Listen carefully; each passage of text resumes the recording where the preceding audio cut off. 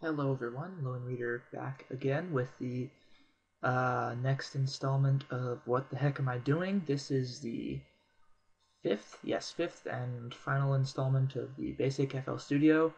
I plan on releasing a few more more complicated, short, specific videos as well, but this is just the basic tutorial. Finally, I'm doing the mixer and effects.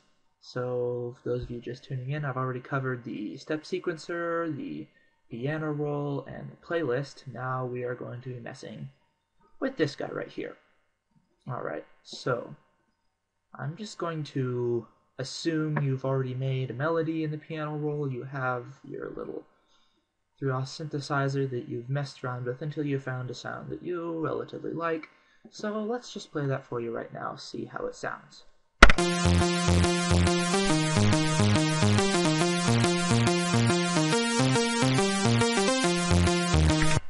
Okay, so obviously this could use some, or in this case, a lot of work to make it sound actually decent. The way we do that is, well, obviously we can tweak some stuff in the VSTI itself. Other VSTIs like Silent One and Toxic Biohazard have their own effect suites. But for simple things like 3x oscillator, and also for Silent One and Toxic Bio, you can also link it. Well, you should actually link all your VSTIs into this guy, the mixer. And from the mixer, you can basically do some mastering. You can sidechain, which is something for dance beats, that kind of thing. I'll go over that in some other video sometime. And, well, actually, you could just look it up on YouTube. Sidechaining, that's how I learned it. Several ways to do it. I won't go into that now. But basically, so you have basic structure of the mixer is you have these tracks. There's the master, and then there's you can scroll this. There's 99 right here, 99 tracks besides. You really never use all of them. So there's that. There's basic settings for each of the tracks. And for each of the tracks, there's also this guy over here, which is where you put in effects. So how do you link these guys into here? Well, there's a couple ways to do it. You can go through right-clicking. Nope, wait, you select it here. You right-click in here on whichever track you want to link it to. Word of warning, never link anything to the master, because all of these subsequent tracks link to the master, and if you have an effect, it's going to alter everything. So if usually when you have reverb or filter, you just want it to affect one thing, you're going to put that effect in one of these subsequent channels that you've linked that one thing to. You should never link anything to the master. Okay, that being said, you right-click on whichever insert you want, and there should be link selected channels to this track right there. You'll also notice there's a keyboard shortcut, which is what I'm going to use. So once you've selected it, 3x oscillator right here, you select whichever track you want. I'm just going to link it to track 1 and press Control L. Ta-da! And now look what happens when I play it. You get the volume for the left and right channels in this specific track. Obviously, if you have 10 bazillion of these VSTIs and you're using them all, linking each of them individually is a pain, so there's a shortcut for that. You select, remember, right-clicking selects multiple ones. You select however many you want, right? And then you go to this one, click on whichever one you want to link them to. Now, if you just press Control Link, that's going to link all 5 of these to that one mixer track. And unless you're doing something really special, you don't want to do that. So what you do is, you can right-click in, link selected channels, starting from this track. Notice there's a shortcut, a keyboard shortcut here. I'm going to use that. So what you do is you select whichever channel you want to start from, and you do Control-Shift-L. And that will, starting from this track, link them all to their subsequent tracks in the mixer.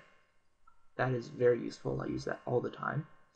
So now they're all on separate channels, not that I'm going to be using them for this demo, but just to show you how to link stuff up.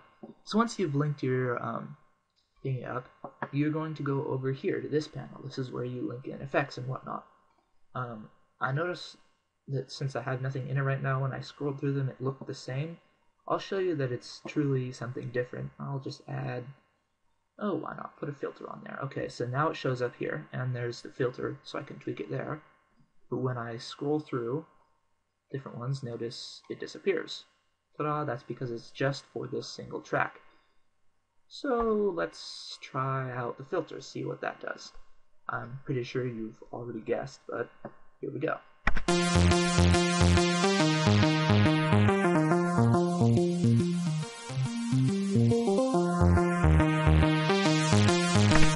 Ta-da! And there's various tweaking things you can do. Just like that.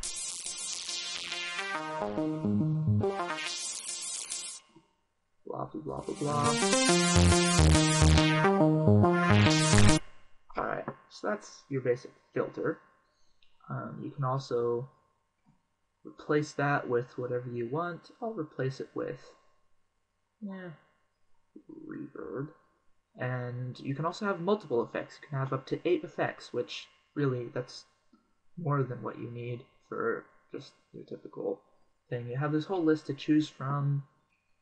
I'll put a kind of, oh, what? I'll put a delay on there. Delay is pretty cool. So, again, you can also mute these effects. So, here, I'll just get that guy out of there for now. So now we're just hearing the reverb right now.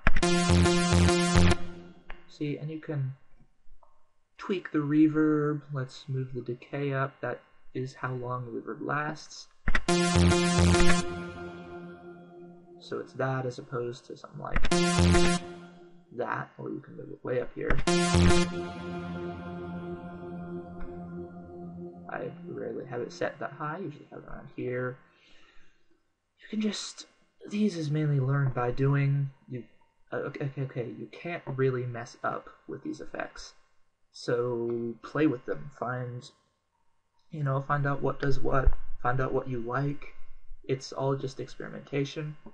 And above all, don't just get pissed off at this and give up, because it's, again, you can't go wrong. It's fairly easy. You just turn the knobs. That's all it is. So see how that sounds like.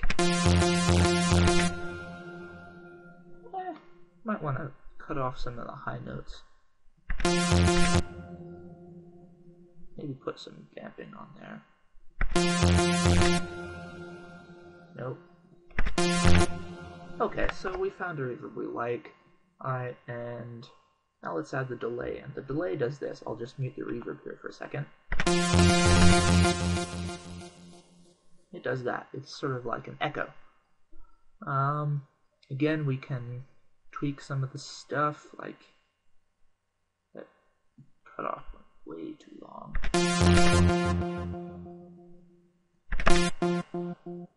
And the volume is a bit high on that. Maybe make it cut off a little longer. Oh, I get what's happening, the time of the delay. So you mess around with these, again, on what you like.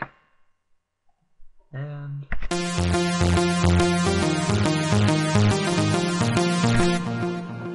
alright, so you can be the judge as to whether or not that sounds better, but it certainly sounds different than, having no effects on it. Alright, add a little room presence and some delay in there. So that's the basics of the mixer. It's just doing that. There's special stuff you can do with linking certain tracks to other tracks that comes in handy with sidechaining.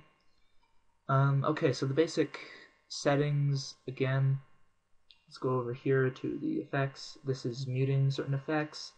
This is also how much they're mixed in. It's kind of like the volume, quote unquote, of the effect. This is the basic volume of the channel. So here, I'll tweak this.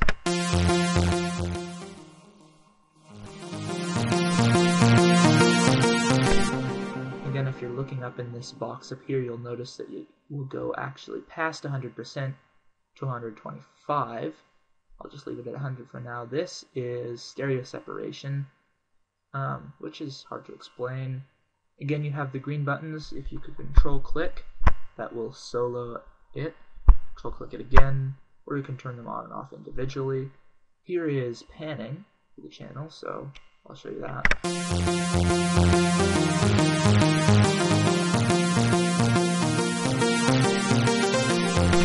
You can do some cool effects with that.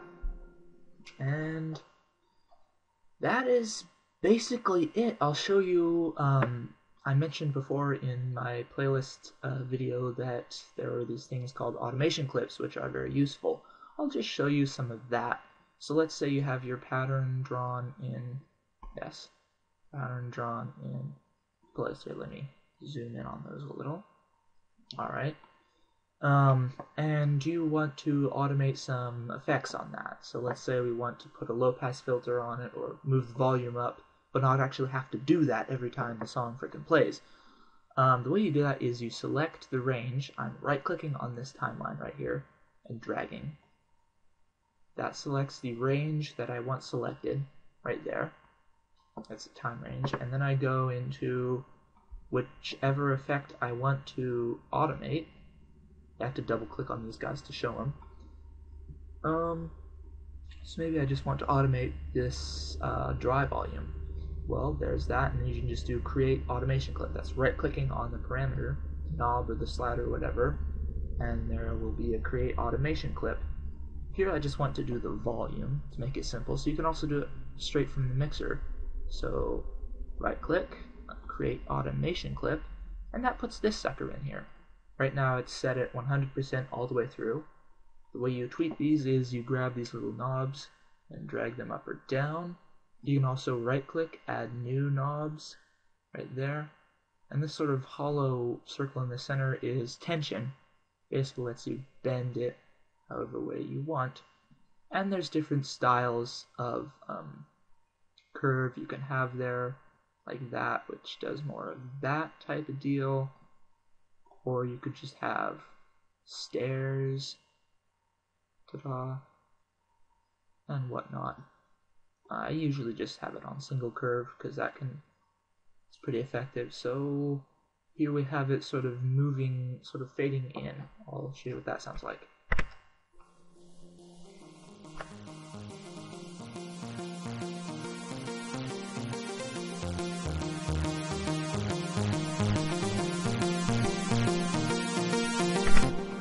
Alright, so pretty sure you could tell what that did. Again, deselect by just, dragging. Ta-da! And that's the basics of both the mixer and automation clips. So this concludes my sort of basic intro series for FL Studio. I have yet to decide which programs I'm going to do next. I'll probably at some point do a what the heck am I doing for Minecraft texture pack. I use Photoshop. I'll just show you some handy tricks. So yeah, thanks for watching. Look for more What the Heck Am I Doing coming out, as well as more Redstone for absolute suck-ass beginners. And thank you for your time, and good luck!